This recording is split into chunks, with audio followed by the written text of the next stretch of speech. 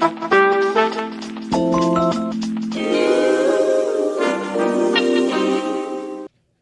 everyone, welcome to another edition of Mic Drop Mondays. Today is July 28th. We are live we're not live, we're recording this, but we are in Austin, Texas, home of branch 181. We're at their Union Hall. They're having like a hospitality thing on the other side of that door back there, so hopefully it's not too loud. But we have is the Texas State Convention is taking place this week.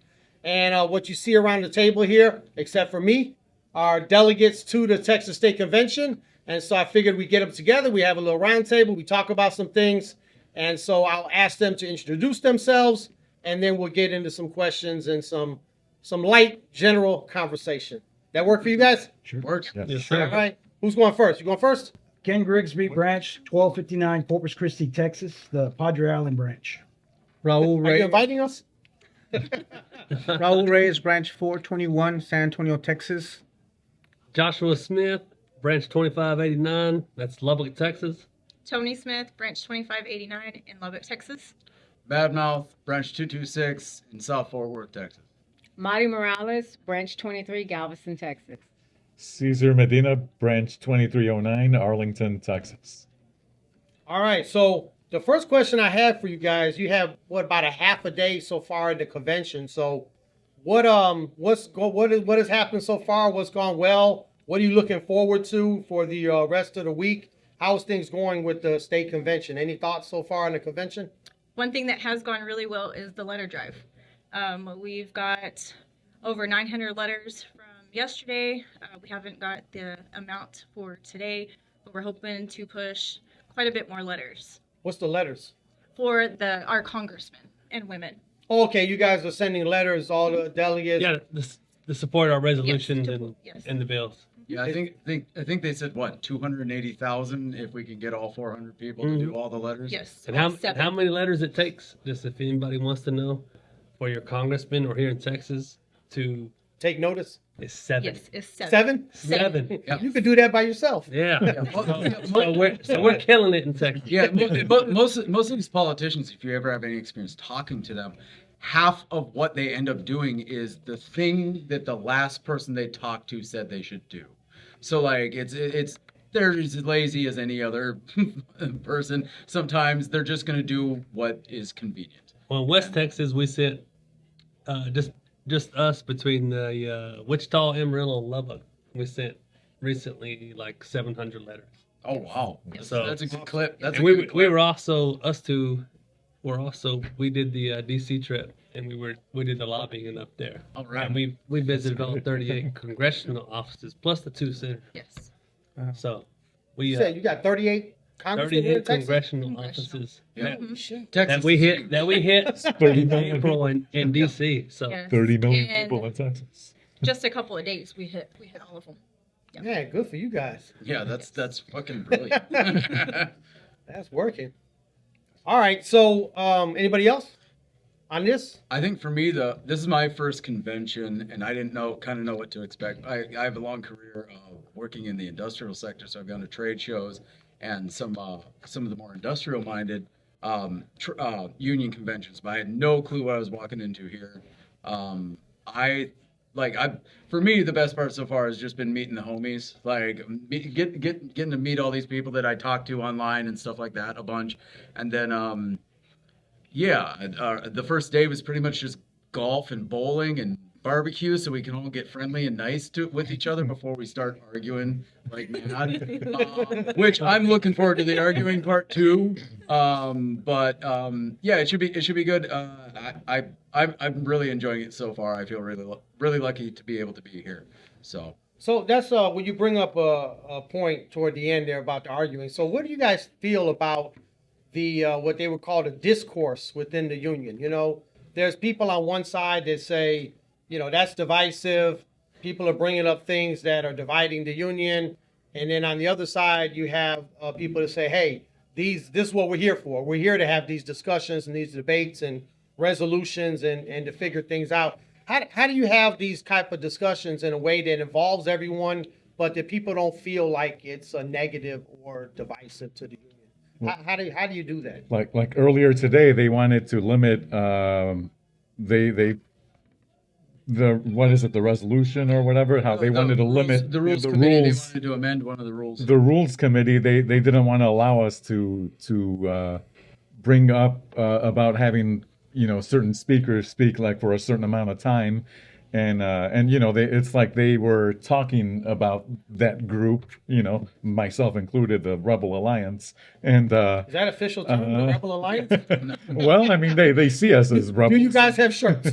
No, not yet. No, not yet. No, not yet. Actually, some of us do. That's right. Well, to bounce off of that, there's a lot of apathy. I think we had a discussion about that where they're saying, hey, what happened during the convention? I heard it was a ruckus. I was like, well, do you know why there was a ruckus? You're referring to the 2024 convention in Boston? Right. Correct. And there's a lot of apathy. They just don't understand why things are going the way they're going. And I'm going to help introduce some amendments at this convention, and hopefully we can get a state sponsored constitutional change to affect how the president negotiates our contract and affects how he doesn't do it alone. And more or less, it's going to put the power back with us. And I'm trying to convey that to the guys here. Have you guys, in your branch, have you guys passed the resolution that you're referring to? Yes. It's a constitutional amendment? Yes. Okay, so now are you going to bring it to the Texas State Convention here? Yes. Okay, and if it passes, then it'll be a resolution or a constitutional amendment of the Texas State Convention. Yes. Yes. We're going to try to endorse as a state a constitutional amendment. Okay. And then essentially all it takes is 5 branch members from different branches signing on to it. And there's ways to do it. Just submit. Yeah. And you have to provide 500 copies. You got to make sure that the copies are, I don't know, they become question of whether or not they were printed off on your own or a union Or a printer. union printer? So We use a non-union printer, man. so that's why we're here at the Union Hall right now, maintaining that, hey, we've got everything covered, and hopefully we get enough people behind it and want to, have a better future for our union because of what transpired during the last, So contract. So on that note, I think you and I were talking about this yesterday, like in the lobby over there. What I want to do from the campaign, you have people like yourself and different branches, states that come up with different resolutions and amendments that they're going to want to put forward at the next convention in Los Angeles in 2026. And what I want to do is gather all of those things. You gave me copies of yours, and I appreciate that. I want to gather all those, and I want to send them out to every single branch in the country. We have 1,500 branches all over this country, and let's start the dialogue. And so, getting back to the question, how do we have that discourse within our union? I think if we put these things out there and we start talking about them now, it's not so contentious when you get to the convention in LA. You're not springing it on nobody. You're saying, hey, this is something I think would improve the union, and let's talk about it. Talk about it in your branches, see what you guys think. And then we're going to have that discussion as a union officially in Los Angeles in 2026, but we should be having these discussions at the union meetings, on the workroom floor. What would make our union better? The nuts and bolts of it. We should be having these discussions, and every member of the union is welcome to participate in that discussion. We want every member of the union We want to participate grow in that. the union. Yeah. And the problem is we have a static union right now. We're not growing our membership. We're not bringing them in. We're losing them. We're disillusioned in the ways that we're treating them. And we're not, filing grievances that need to happen. We're not settling grievances the way they need to happen. They're taking forever to happen. They're not, empowering the rest of the members. And it's time that we take it back. We kind of educate each other, help each other out. Hopefully we, start listening with an open mind and stop separating ourselves within the people that are the gatekeepers, the status quo, the ones that are just there to maintain, Maintain the status quo. Yeah. And can I jump off points out that as well. Like, the, when people bring up divisiveness and they bring up all this shit, these are the same people that are like, we need more people to get involved. We need the young kids to get involved. We need the newbies to get involved. And then anytime someone tries to, they're like, well, hold on, bitch, not like that. You know what I mean? Like, and it's always divisive or political when it's something that these comfortable people making six figures a year disagree with. It's never divisive or political when they just say, hey, here's the rules. Y'all shut up. Those are the rules. Or do it the way we've always done it. you Yeah. know, that kind of thing. Doing it the way we've always done it does not work. I think there's kind of differing mindsets within our union, and there still are a lot of people, but I think it's getting less and less every day that think that if we just kind of keep doing the same things we've been doing, that we'll be successful once again. And I think we were very successful as a union throughout the 80s and the 90s, and we had a good run there, but it's really kind of turned the other way. The wages, the working conditions, the just the way that people feel about the success of the union, it's just not there at this time. And I think that most of the members are now coming to terms with, hey, we got to do things differently. Now, within that, there's going to be debate about what does different mean, Yeah. You're different, my different, or are different, whatever. So I think all those discussions are very positive. So what do you guys think? What do you want to see from the union? Like if you were the president of the union, or if you could say, if you could enact something, this is what the union is going to do from today moving forward. What would that be? What's something you want to see the union? So one thing that I would like to see is my officers come to. You guys look at the camera. So instead of I did this wrong, but So, what I would like to see is my officers, like my national business agents, they visit the stations, but they visit them in the morning, right? And the majority of the time, come visit them when they're coming back to the street, so they can get some kind of sense looking at them. that's hard, brother, because some people be back at 3, some people be back at Well, 4, I mean, 5, Just 6, walking the 7, 8. If you're CCA, Well, it's a 7. well, hold on. Things are not going to be easy. I never said it was going to be easy. But take the time to do that, and you could actually see the conditions your letter carriers are coming back in. And when I first started noticing that is when I was involved in an accident and I was on light duty. So I was waiting in the office, and I started noticing these carriers coming in, right? And the way they were coming in, they were just beat. And then I would hear the supervisor, you got 5 minutes to clock out. You got this to do this, right? I mean, that was so inhumane, right? And I agree with Mike. The entors are gonna varies, right? But hey, that's part of the job, right? If you want to really see what your letter carrier goes through in the summer months here in San Antonio, Texas, we're looking at probably more than 7, or even down in the valley.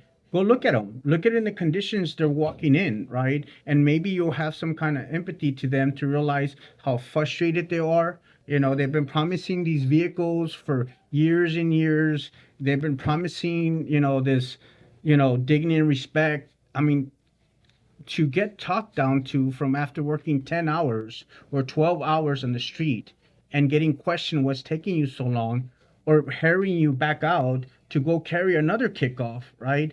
That's just basically inhumane to do that to another human being at that point, So, and I've never seen a national officer, a local branch officer, anybody come and visit us when we're coming back to the street. And then you'll really get a sense of what your carriers are going through. You can say that, I'll improve the working conditions. You could say that I'm here for you, but are you really? I mean, do you really understand how they're coming back and the conditions that they are coming back and what they're going through when they get back, right? So that's what I would like these officers to do, to actually see them and to talk to them, right? Whether it takes till 9 o'clock. So think about it. If you have carriers out at 9 o'clock and you're at home already looking at TV with your family in a nice temperature controlled environment, I mean, then you really have no idea what your carriers are going through. And even if it comes to 10 o'clock, you're going to keep saying to me that, it's going to take some time and the variance, I can let you stay there. Well, I mean, you have no idea what your carriers are going through. So that's what I would like to see out of my officers and my actual leadership of the branch, national, regional, and whatever, whoever wants to see that, so they can really understand what your letter carrier goes through. I know I used to do that when I was a union steward in my office. You know, I'd be there late. Have a seat, brother. You got to introduce yourself. I didn't even know what the hell y'all were doing. Just introduce, just get in, man. Okay, Ernest Gonzalez, Alamo Branch 421, San Antonio, Texas. All right, perfect. So when I was a steward, I would do that. You know, if people were out late, I would go out there. I'll go out on the street, you know, help them out a little bit, you know, but whatever. But just check on them and stuff like that. But I've never done that since I became a full-time officer. I probably was in the station for different reasons, but I never thought of doing it in the way that you said. And Hey, Mike, can I ask you? yeah, Your members know what you look like. yeah. They do, right? Yeah, I think so. Most of them. members Hey, know what it we have 16,000 members in Illinois. I'm not going to say they all do, but for the most part, I mean, they do. I think that it's I get around, brother. yeah. I imagine you do. Don't you still carry your own? But there is that aspect of Don't open that. I like that. Hachinga. there's that aspect that people don't even know they're representatives. Yeah. They don't know who they are. The disconnect, I think, is what I think bothers a lot of our members, and that's something that is part of my platform for president. And it wouldn't change overnight, but we need to be a union of letter carriers. It's not a union of union reps. Oh, yeah. The ones the kinds that say that there's a hierarchy. It's top down right now. It shouldn't be a hierarchy, and we have to figure out a way. All of the people that work for you, like the union steward. Union steward at the office, to me, is perfect because they're a letter carrier, and then they help you out with the grievances, and but they're still a letter carrier, so they know what's going on. They're in tune. They're in touch with everything. But when you get to the higher levels of the union, man, we were in like contract negotiations, and I'm looking around at the executive council and the other leadership in the union, and I mean, none of these people haven't carried mail in years. And like, for instance, we're going to get back pay hopefully on August 29th. I'm the only person on the executive council that's actually going to get a back pay check because I have hours that I work, during the back pay period, and nobody else did, And to me, that's a problem. That's something that we got to change. It's part of it is just how people feel, right? You shouldn't feel that this person doesn't know what you're going through, right? But also the reality is that if you're not seeing it on a day-to-day basis, you're not experiencing what carriers are going through, then you're not going to look at it the same way. You're just not, especially over time. So And- Is this can I bring up something real quick? Is this live streamed or is this? it's on video. So, Okay, so- one other thing that, just to real quick, I'm sorry here. One of the things that I would like to see, normally a manager or supervisor will call, either will solicit the steward or solicit the branch officers, right? Hey, your carrier's doing this, he did this, he was doing this. I would like to see my officer, my president say, okay, well, let's call this carrier right now. We're not going to have this conversation of you belittling him or making these accusations. Let's get a conference call going here and we'll discuss what exactly happened, right? And if it's a carrier issue, we'll address it. If it's a management issue, it's an actual, it's going to be your problem, right? But You'll address it. You will start demonizing the letter carrier and they get the first shot. And a lot of the supervisors, they're a bunch of CCAs that have maybe 5 years, 6 years, and they're being managed. What I've seen is they're managing the way they were managed, right? They were managed in a ruthless way, so they believe that's the norm and that's what becomes, right? So then they go around they get the first shot and trying to demonize the letter carrier, right? And of course, they start this, I don't want to make this a problem. That people start this. No, if you're already calling, there is a problem, right? And if we want to fix it, we need to get both sides of the problem, not just your side. And if you really want to fix it, right, don't call me telling me, because that's what they do to me. They always tell me, hey, your carrier's They doing want to this. tell on the carrier. Yeah, so I'm like, well, bring them over right now. Let's see what happened. No, well, no, forget it. Yeah, Right? I forget And it too. maybe like 95% of the time, that's what they do. They'll just tell you, oh, forget it. We have to remember too that management, we're the union is there to help the carriers because management are going to be a-holes, and so then our national officers have to remember that their salaries are getting paid by the rank and file, and that's what I think they forget. Well, moving forward, I would say first and foremost, I would like a union that's in unity. I don't like division. I don't like separate entities. NALC has a history that dates back. No other entity 1889. that has I thought you were gonna say it. NALC. Hey, there you go. Milwaukee, It dates Wisconsin. back. I want unity. I would like for even the higher ups, NBA offices, the members are the boss, and it's been that way since day one. And I would like for everything to be in unity, and I would like for the NBA people to settle cases based on how they feel about the case and not whether it's The merits. the win ratio. The merits. That's right. Send it up, even if it's going to affect their win percentage. It's about. I'd have more respect for I don't know, somebody. man. I don't think there's that much going on of that, in my opinion. But I want to you know, interject I don't because a wanna- lot of the things that we deal with is the lack of education and bringing up more people. There's a lot of gatekeeping going on. They're maintaining these people that are filling the ranks. They're not filling them with other voices. They're just So how would you change that in the union? So I'll give you an example. yes. So here's one thing. When we were at the convention in Boston last year, right? You look around. So if you go on a average workroom floor, a lot changed in the post office in 2013 with the DOS award. So on the workroom floor, 2/3, maybe even 3/4 of the carriers came in after the DOS award. Completely different perspective. And then the carriers that started since the pandemic, that's even different. You know, that's even a different perspective, right? And you say that's the majority of the letter carriers are in that boat. But then you go to a union meeting and it's like maybe 50-50 or, you know, starting to go the other way. You go to the conventions and it really is the other way. Like instead of 2/3 being newer carriers that started since 2013, it's 2/3 that are started before 2013 and or retirees. So how would you change that? Because we're a Democratic union. Who's the delegate to the convention? Whoever gets elected by their brothers and sisters in their branch, right? You don't want to change the Constitution. You don't want to say, you know, there's not going to be an election for delegates. So how do you change things like that? Really? I mean, like, what are some ideas on how to get? We want to see more younger members involved in the union, but how do you actually do that?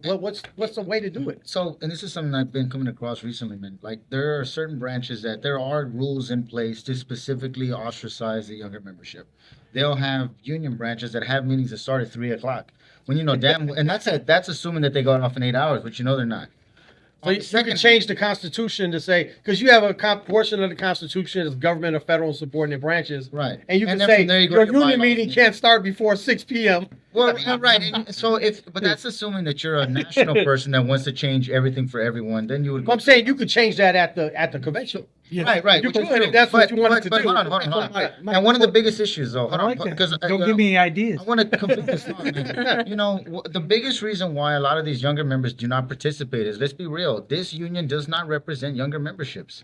You know, when you have a 3-tier pay system, when you go from CCAs to PTFs to regulars, and then you have to go through another, 13.2 years, 13. I don't even know. It's down to 12 12. and a half. It's down to 12 and a half Oh, again. damn, we're making down to fucking 12 and a half progress all of a again. sudden. You know, you can't expect them to have wholeheartedly this love for this union that constantly tells them, and this has been brought up, this was brought up at Boston when we were there. Under no circumstances can you have people who pay less or proportional to their pay when it comes to the union dues. Everyone must pay maximum dues at all time. But yet we're still going to justify that you have this tier pay system that goes up. You have limited resources when you're new, especially when you're a CCA, and especially when you're in the 90 days. You don't even have union representation, but you can still pay union dues from day one. There was an amendment that came up, not at this convention, but at the one in Chicago, the 2022 convention. Yeah. And it was basically that everyone's dues would be different. Everyone's dues would be basically your hourly rate of pay. Right. So if And you that make should be $20 an hour, Perfect. $20 a pay period your union dues. You make $40 an hour, $40 a pay period be your union dues. I thought it was a good idea. You know, something definitely to fair. consider. They change it contractually wise, right? Because I always had this phrase like, who controls the monies at the stations are going to control the decisions of those stations, right? Right. And the Article 8 gave us that power, right? Because the members that I've seen, they're there to get paid, right? They don't want to get involved because of the politics that are involved in it, right? So it becomes you control the actual money of the station. You control the decisions. If the union is strong, those memberships will get them into the door, right? So you first got to get them in the door, right? This whole thing about the the dues paying and all that, you're not even getting them to the door. If you control the monies, right? Which in that becomes more in a sense. And what I think when I saw that started changing is when they gave the discretion to management to mandate the CCAs or the OTDLs, right? One of the biggest Because issues. that what created this whole, like, the management took control of that, right? And if you look at, and then it takes in for the money, because they're going to need the money, right? So they have to comply. There's no other choice, because, and then if management wants to, you want to get the CC involved. If he gets involved, they'll starve him financially, and then they have the right to do that. They have the right to do that, right? By limiting the hours. By limiting the hours, and then so now they convert right to regular. So now they think. So now even if they even want to open their mouth to say I want to file a grievance, boom, I'll get my CCAs to take your overtime, and then now they're in a really bad economy here that. You The cause inflation is so competition, much overtime. that now either you comply, right, to get that overtime to survive, right? Because it's all about survival now, right? Because you can say whatever you want to say, they'll 16-7 you in a heartbeat and you'll be out with no pay, right? And now you're going to have to face your wife, you're going to have to face whoever you have to face, people, Jose partners or whatever he does, right? All that stuff, right? That becomes a problem, right? You see what I'm saying? There's So- some people off camera that may or may not be getting talked to. But that's the reality of it, right? So the first objective the union should go is not negotiate anything. The CCAs are gone, right? They should go based on that they're gone. And if we can successfully win that, even if we don't pay increases or whatever, that non-career position has to go. Because now if you look at it, non-career positions actually have more rights than career people. Right. Hey, Raul, that was our number one bargaining goal going into the 2023 contract negotiations. And now it's that was our number one goal, and we got nothing out of that. We got jack We got shit. nothing. What do you guys want? What would you guys like to see in the next contract? Obviously, we were trying to see if we could push for a special convention so we could talk about the upcoming contract negotiations, but we didn't get there. But a lot of people did try, and I appreciate the efforts. But let's say our contract negotiations open up in February of next year.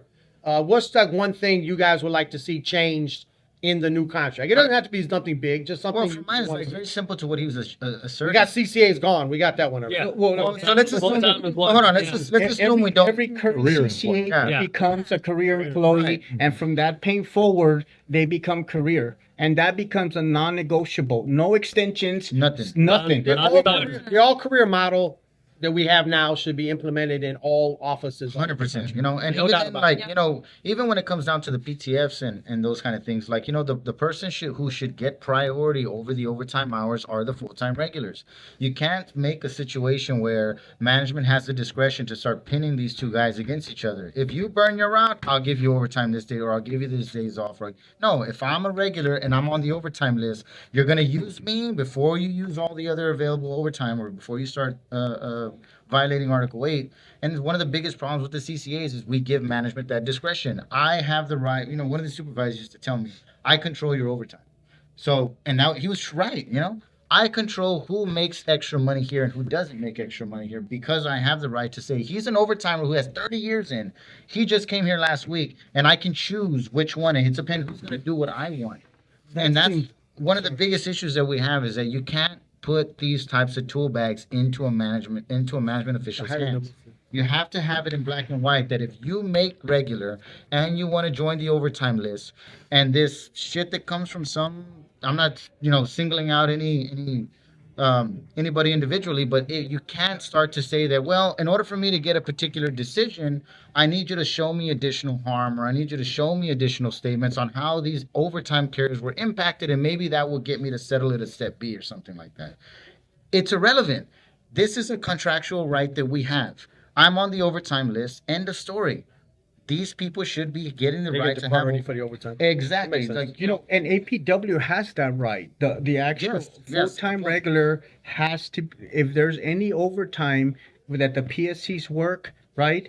it goes to the full-time carriers for on the clerks on the list. So it's achievable. It's being done right now as we speak, right? But I think the NOC at one time decided that we needed to save the post office financially. And what it turned into is that now we're fighting They're for still in overtime. that motion right So now, aren't they? So what's happening right now is that we're trying to save the postal service, save money to control all this. No matter how much we give them, they still want So- more.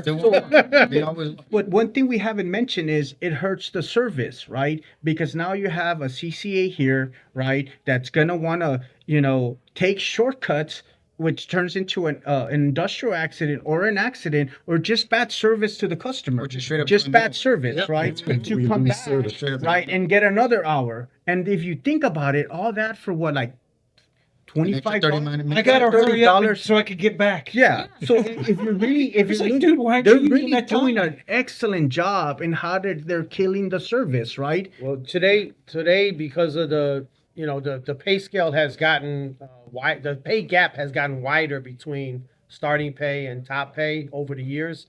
Right now, you're pretty much half. When you start as a CCA, it's $20.73. Top pay is like $40 an hour. So you're basically, you say, well, the Postal Service saving money by giving the overtime to the CCA? Yeah, absolutely they are.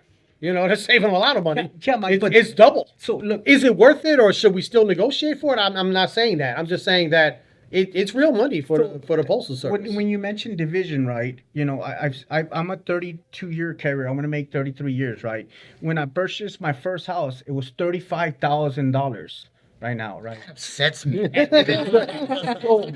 the thing about that, right? And I was able to pay it in the first 2 years because I was working overtime, and the wage that I was making was about maybe 20 something dollars. That's not happening. And our membership here blames this new generation about they're not good with their money. They're spending this money this way. Dude, the last house I purchased was close to $500,000, right? You're not telling me someone that makes $20 an hour is going to be able to afford there. We've lost the middle class. Yeah, We lost it. It's If gone. you look Yeah, at it's the, gone. if you look at the table 1 pay scale, by the time you got to step D on the pay scale, which was like 3 years in, you were making pretty much you were making the money you were going to make at the top. Mm-hmm. You were like 92% to the top pay, right? And at that point, you were pretty good as far as going to make a down payment on a house or something like that. Now, the way it's set up, you start off so low, and it takes so long to go up the It's steps. not even that, Mike. And It's you're what's building cost- debt as you're going Yeah, but along. It's what everything that costs, the cars, the gas, the groceries, everything. It's a different world. And then our members that blame this new generation about how they don't know how to spend their money. They never had a chance. Like the odds are stacked. And yeah, with, they have. And It's like a study. where That's you can still look at- apathy. with inflation, You Oh, the got cost people of who a don't car know what 20 they're years voting ago for. to college why do you call it education to a apathy? house. What? Because, Why do you call it apathy? because they don't know the system and how it is. No, geared I against disagree it. with that. I disagree with that. I don't see young guys knowing who the hell they voted for. But why not? Based upon what? Culture wars? No, look. Well, let's not let's concede talk about economics. within the union. Well, Within the union, what can we do? So I forget who said it earlier, but basically, if people don't feel like the union is fighting for them, like taking their Right. situation into consideration, maybe you were saying it, What? that No. that you're not gonna want to be involved in that union. You're not gonna participate. You're not gonna, okay, you said that. So how do we change that? Or is it just a matter of, hey, the union needs to make its priorities, And I it's- think one of the issues I always bring up is maternity leave.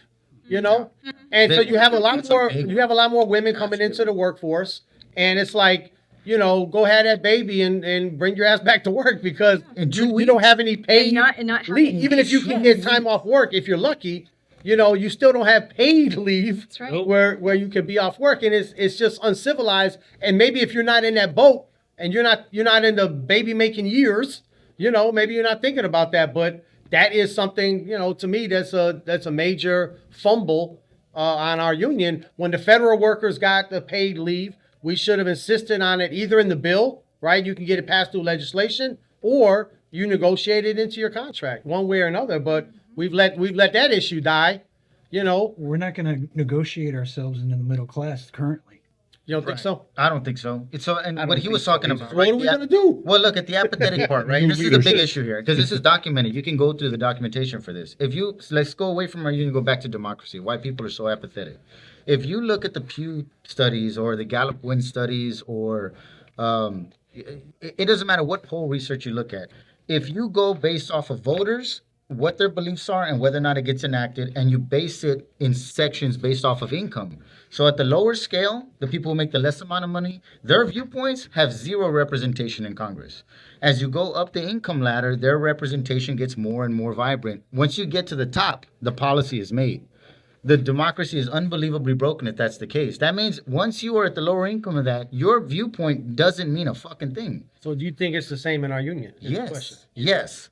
Because of the 'Cause I'm fact. not sure about that, but yeah. Well, think about this, right? If Wells Fargo puts out their report, and their report says this is the in-depth financial situation on how we can get more competitive and more favorable parcel pricing.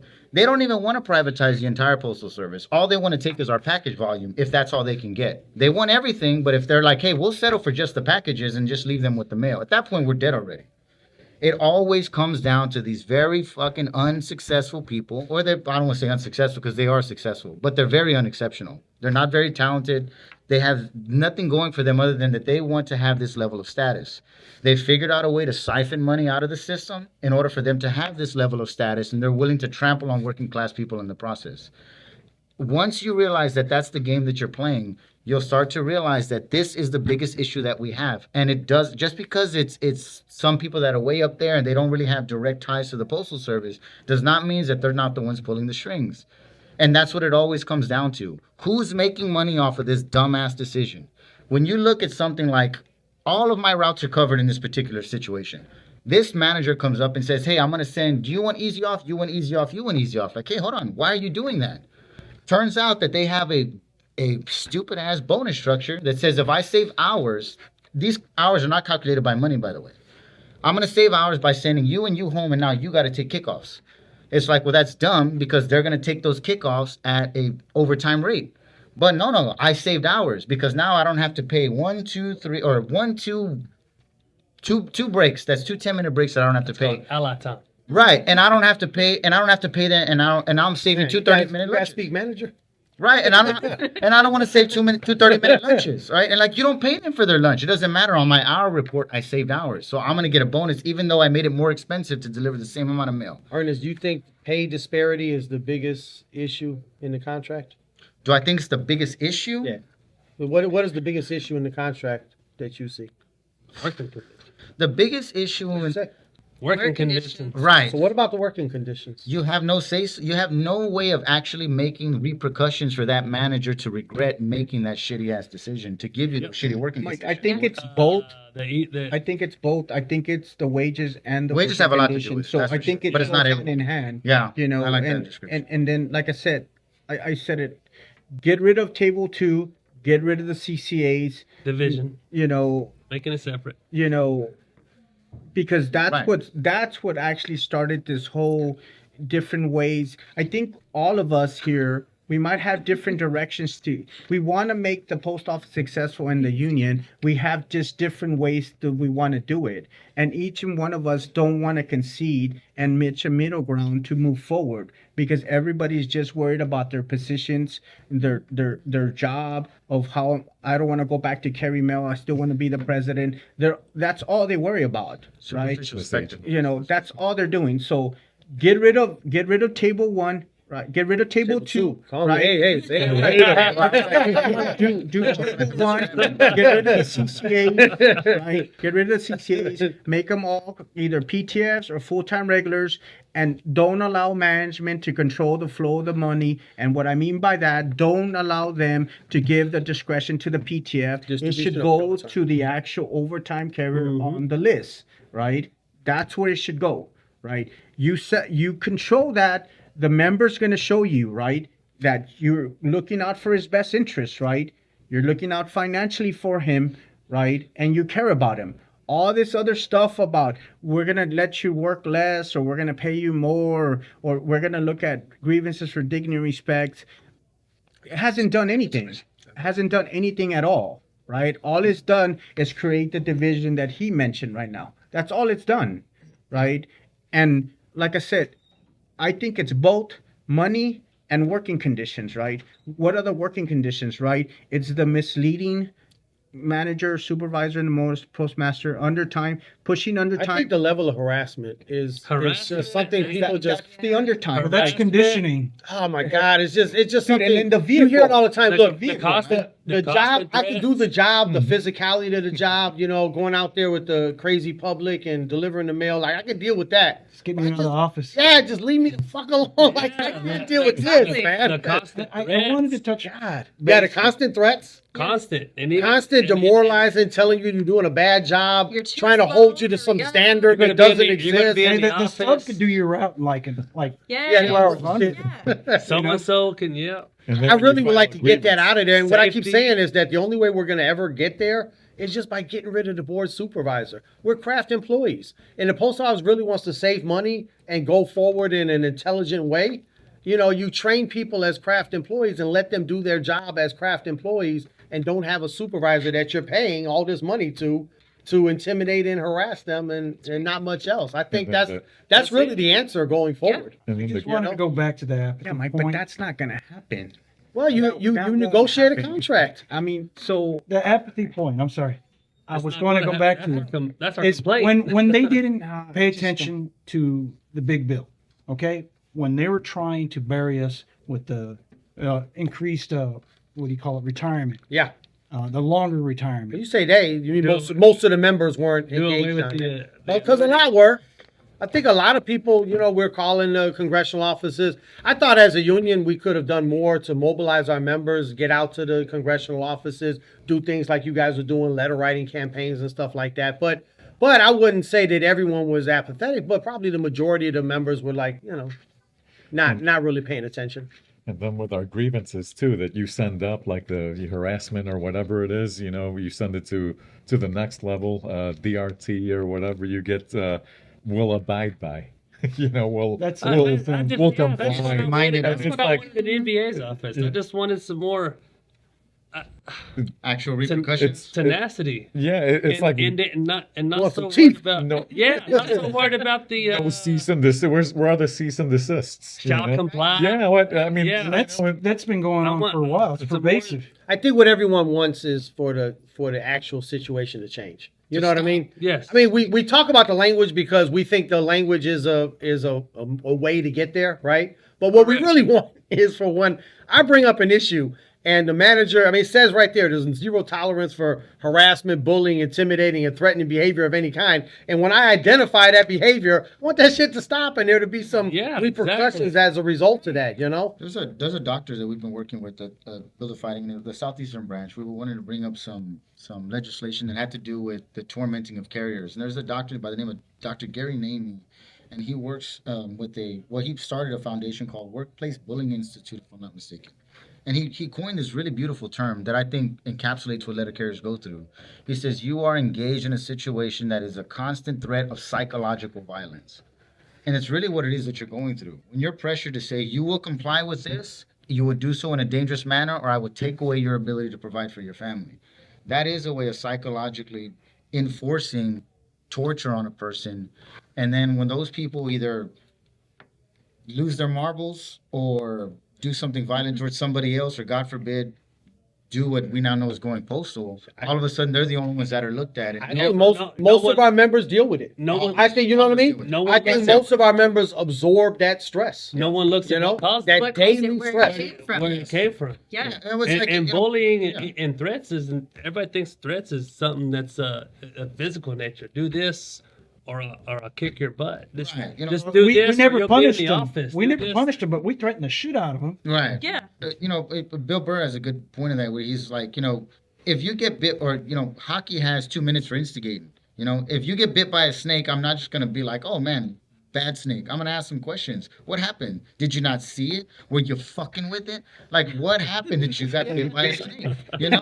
And it's a very, very good point. And the really probably bad were. part about that is that What we now know is as you know, and we're in Texas, and this is a legislative issue in Texas. I'm a gun rights advocate. I like to shoot. I like to go to the range. I enjoy the fact that I can defend my home without. Why are we not surprised? Texas, sorry. And but anyway, the point of that is because recently you started to have these issues where people were taking firearms, going into completely random places with people they had no direct grievances with.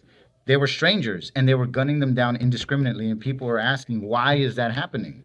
You can't live in a society that tells you you need to own this home, you need to have this much money in the bank, you need to have this retirement savings, you need to wear these types of clothes, you need to have all of these types of issues. This is the way your life should look. At the same time that they give you absolutely no way to achieve that, and you're wondering why people are going fucking crazy.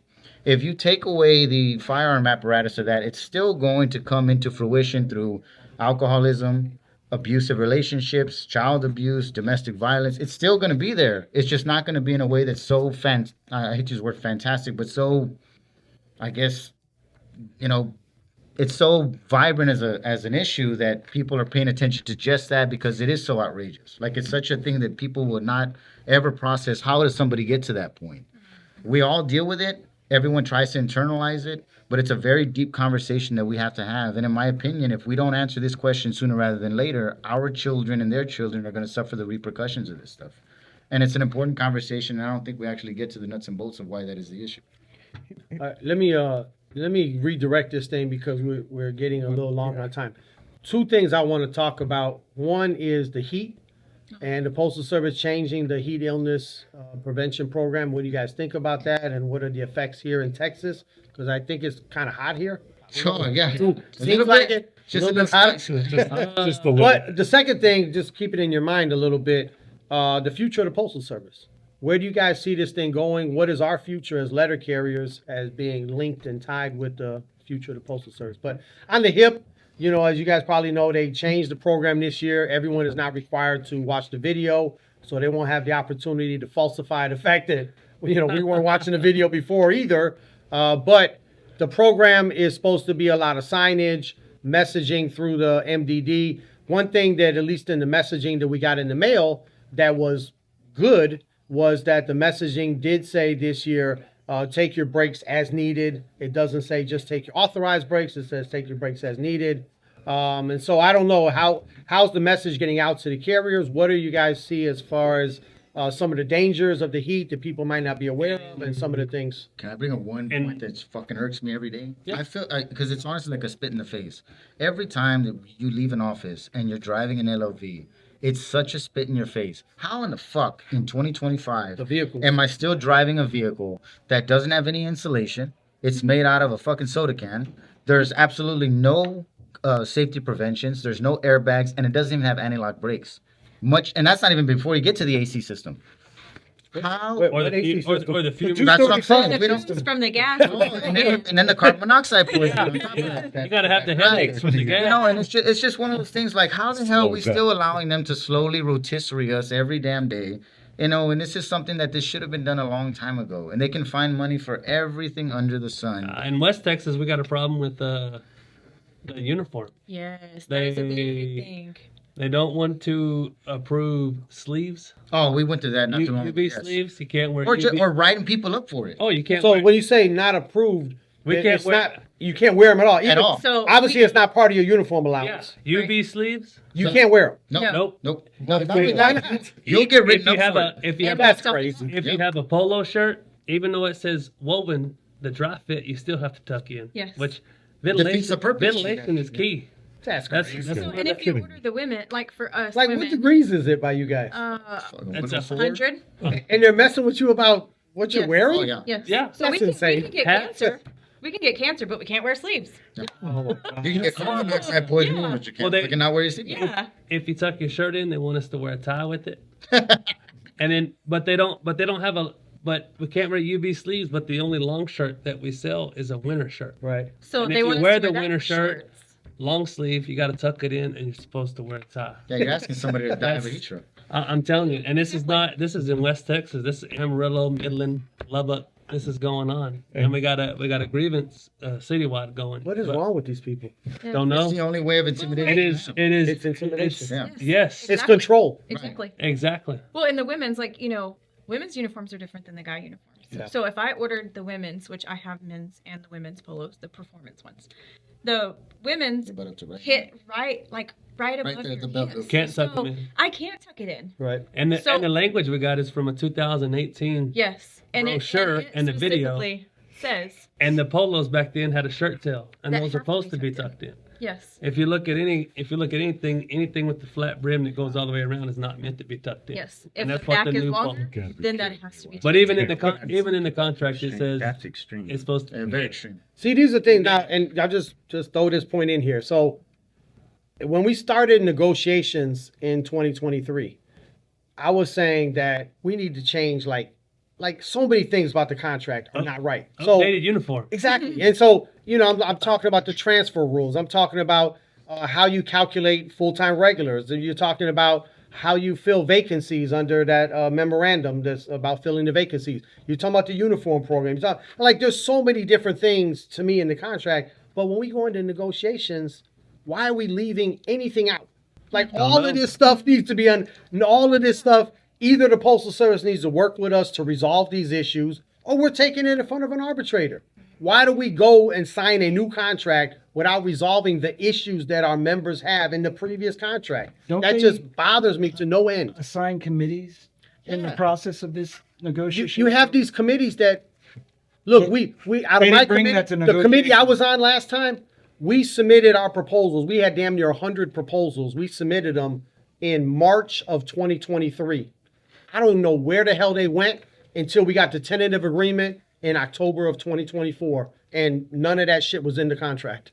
But even, That's how the process played out, and I'm like, it's a horrible process. even if we It's a horrible process that does not address the issues that our members have, which are widespread. You guys the uniforms is one example.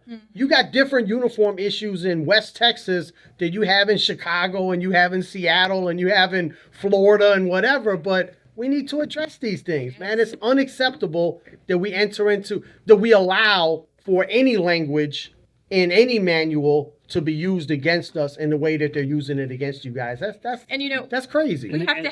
we have to be presentable and look great. Have our shirts tucked in, which we should. Have the right shoes. Yes, which we should. But y'all give us shit Those shoes vehicles. suck. They Yeah. fucking Oh, garbage. Those shoes suck. the paint's coming off. You can't Falling even apart. Yeah, look, Right, they don't maintain the vehicle. Yeah, that's why I got a nice fresh shirt. We maintain ourselves, And but you don't faded maintain your shade. vehicle. Yes. We're doing our job. You do your job. You got And clerks it's- pitching parcels in pajamas. I think, you know, Go ahead, Raul. I think the Sorry, actual that to answer that question, like why are we not taking all the committees and proposals, right? My opinion is that our national president already predetermined the negotiations already. Everything's been settled. So why even go through all these proposals? Like I wouldn't, if I already made up my mind what I was gonna go, I wouldn't want to. Why would I look at your proposals if I already made? I want to already go made- where the you new, know. where we're going new. What we want to fix, not what's going on. I think if you're honest, Well, you got to I mean, walk if into we the have- process. You say, So- I don't know everything, So, but I want to hear from all of answer the your question- members, what the issues to are. answer your question, No, you right? you said Yeah. everything right, but I wouldn't focus on what was doing wrong. I want to focus on So who the new people who come in, how they can fix if we it. can't look at what they did wrong, how can we expect the new people or Correct. what we know to do right? So there's no I have this saying, right? We have to revisit the past, right, to Mm-hmm. look for the present and to know what to do in the future. We don't go to the past to point fingers, right? And that's Correct. what's going on. Right. So Right, we right. revisited. I want to move see- forward. But we can't move forward until we see what we did wrong. Because if you keep moving forward, you're going to keep doing the same thing that you did wrong. Because you can't. You You just can't. listen You to your can't. member. Listen to the members. I think we needed to vet the current national president. I think maybe Fred Well, I mean, Rolando so, should have mentioned some of the stuff that. So I see Well, we're where going to you- fix like, that. So this so- time around, But that's what I'm we're saying. doing a much better job of vetting the candidates. Everyone's getting around. Yeah, We're but- hearing from, right? We're hearing from the candidates. People are asking their questions, We're kicking the tires. we voted we voted no on a tentative agreement, and somehow it still passed. And we still have it shoved down our It throats. passed. They implemented it. Yeah. Yeah. And it's just and like, it's like- a lot of it comes down to entertaining fucking nonsense. Entertaining still using these stupid vehicles, entertaining something like you don't have this one little tag even though it meets all the other specifications, entertaining shit like this shirt you can't wear sleeves when it's 102 I degrees have one more thing to Just say, entertaining right? And the nonsense. history of the NLC. The NLC has been fighting amongst themselves since the day it was founded. Yeah. Right? You look at 100%. back, in 1970, that Wildcat strike, it wasn't an actual strike that was endorsed by the national officers. It was a bunch of contrary. carriers Contrary. that said, I had enough of the leadership, right? That we formed together and went outside.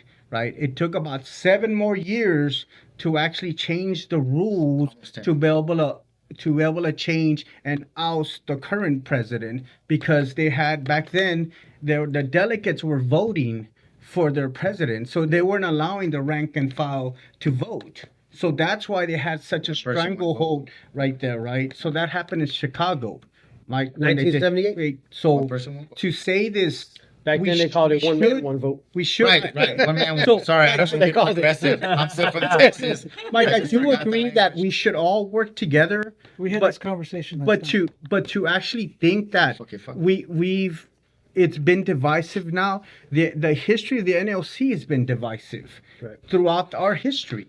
And Right. even contrary to that, like the national leadership was ordering those strikers back to work. They were openly saying on the news, Yeah, they were telling them, ordering "Go them to go back to work, back and they to were work." telling them to go fuck themselves. And luckily they did, because now we have what we have now. Even Then as so degenerated as it is. Yeah. And going back to the words you used earlier, when you said unity, and I believe in unity. The union is stronger together, but we have to be united under purpose. If you're united under nothing, we're not doing shit, but we're all here together. That to me doesn't mean a whole lot. But when you're united under a purpose and you're moving forward, in that direction, that to me, means a whole lot. But the only way you're going to get there is by acknowledging the weaknesses of where we're at right now, working together to solve those problems, and then going forward together. But if we skip that first step and we just say, oh, we're all together, we should be united. Well, united for what? I think that. No, you gotta have a common goal, a common purpose. Yes, Absolutely. absolutely. So the future of the Postal Service? Well, You guys got any answers? Wow. Do you think we're going to have a job in the well, we future? got to I leave do. it better. I don't think- I don't That's think- the problem. Okay, I think we we- got to leave it better than what it is. Okay, The Postal Service? Yes, we Okay. got to leave it better for the guys behind us, so they pick it up. I mean, we're on our way out. I don't think no one can do what we do. I think our delivery network's too vast. I think we're going to be around for a while. I think I don't know, man. Amazon's trying to prove you wrong, brother. Well, I don't think they got the delivery they're network. pretty shitty. I just don't.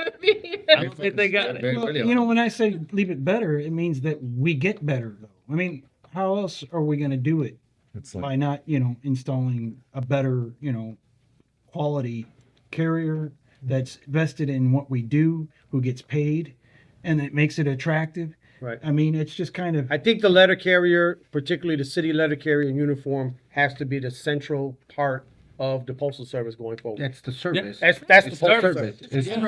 Customer service. Customer service. And we all the deliver way. everything, and we collect everything, and we have the greatest delivery network ever assembled in the history of the world. So it's to like management. remember how you say There's a- that tension about observing things? I think I've seen carriers yelling at customers, and Yeah, some of y'all so speakers I feel don't. dog shit. I think some of them don't really absorb the tension they're feeling in the office, that it spills over to the street. Yeah. So you're already agitated and you can't vent to your supervisor. So the first time some lady comes, hey, here's your, oh shit, I already passed, Right. or I'm not gonna pick up that letter, because you hear them all the time when they come back. Right, I'm not doing that, and I think in that space of the culture that we work under, right? We think that we're absorbing it, or we go home and we So think that those are the conditional ones that we need to change. Improved work conditions. That's what we said more than They're the ones more under than certain monetary. conditions that it's they both. maintain I that. think it's both, It's because you like- can improve. Good working conditions is good for the Postal Service long term. It's like It's good for the service. It's good for America. Yeah, You know. okay, for instance, like say you have a guy who they're going to talk bad about. You're not going to find that on my route. They fucking love me. Yeah. Okay?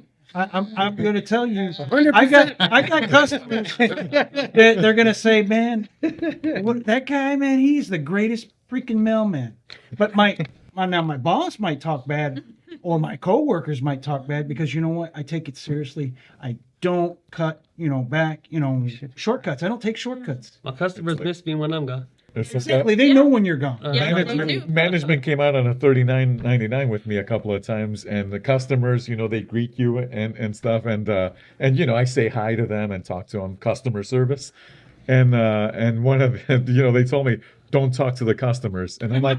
That's I'm like, my what job. what do you want me to do? Growl at them? It's like, That's man. what I We're not do. distribution I'm customers. really glad to hear that here in Texas, you guys are all great letter carriers as well as all of us in Illinois are great letter carriers, and every mailman thinks they're the greatest mailman ever. You got any final thoughts on this one, brother? Just jumped in here. Sorry, I'm Go ahead. so over socialized. I have to like Just jump in because we're gonna wrap this thing up. Yeah. So the thing is, like, how good a service, it's the same thing with the government. Efficiency has nothing to do with that. Efficacy and being effective has everything to do with that. I have customers on my route who call me Santa Claus because, to piss off the boss, last Christmas Eve I wore a Santa Claus outfit because he either had to send me home or be mad about it. And like, they love that shit. Like, the customer loves that shit. I have old folk who wait outside every day to say hello. And like, they'll tell me the gossip on the block. We are the community. We are. We aren't just serving the community. We are the community. And everyone is pushing all this shit to isolate and keep people isolated and fucking scared and paying extra money for all this fucking bullshit. And the attack, diminishing what we do and turning us into fucking machines is part of that. It breaks down our own communities. Right. Our relationship with the people in the yes. community we serve. And the community's ability to rely on each other instead of relying on companies that are just trying to bilk money out of them. And like, yeah, it's That's perfect. it's the cancerous fucking Jack Welch, like, corporatist nonsense that is just a way. It guts a service. It guts a service in order to get as much profit out of it as possible. We are the fucking post office. We are not supposed to be profitable. We are not even supposed to be efficient. We are supposed to be fucking effective. Service And these, driven. and these fucking monsters who keep trying to fucking push this idea that we need to be efficient, they need to fucking eat a dick, fuck off, and let us take care of our goddamn communities. Good mouth. And Yeah. No bad mouth. Appreciate everyone. Thank you to brother Bill Moody, is the president here in Austin, Texas, branch 181. He wanted to join us, but he had to go handle some other business out hosting there. right now. But everyone be safe out there. Thank you for joining us today. Thank you, Mike. Thank you. Yeah, thanks, Mike. Don't growl at the customers. Appreciate it. Thank you. Yeah. Sorry, I can find out about this.